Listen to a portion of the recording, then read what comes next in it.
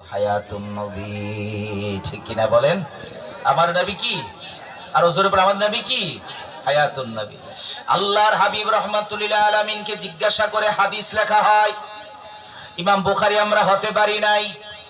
ইমাম আহমদ ইবনে হাম্বল 12 লক্ষ হাদিসের হাফেজ ছিলেন।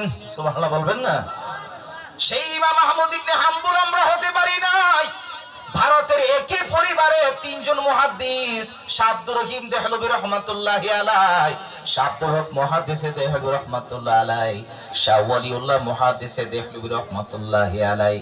যে শাহ ওয়ালিউল্লাহ মুহাদ্দিসে দেহলভী শাহ আব্দুর রহিম দেহলভী রাহমাতুল্লাহি আলাইহি প্রতি বছর মিলাদুন নবীর আয়োজন করতেন। এক বছর ওনার কাছে ভালো কোনো তবারকের ব্যবস্থা ছিল না। বিবির কাছে গিয়ে জিজ্ঞাসা করে, বিবি হে আমার, কি আছে ঘরের ভিতরে তবারক রান্না করার জন্য? বিবির ব্যবস্থা নাই। ঘরের ভিতরে সানা বুট আছে, সোলা বুট যেটাকে বলা হয় রমজান মাসে যেটা আমরা খাবো, ওই সোনা বুট ছাড়া আর কোনো তবারকের ব্যবস্থা নাই। শাহ আব্দুর রহিম দেহলভী রাহমাতুল্লাহ আলাইহি বলে, এটাই রান্না করো, এটাই দিয়ে তাবারক দিয়ে দিব। এখন মিলাদুন নবীর মাহফিলে আলোচনা হলো, মিলাদ শরীফ হলো, দোয়া হলো।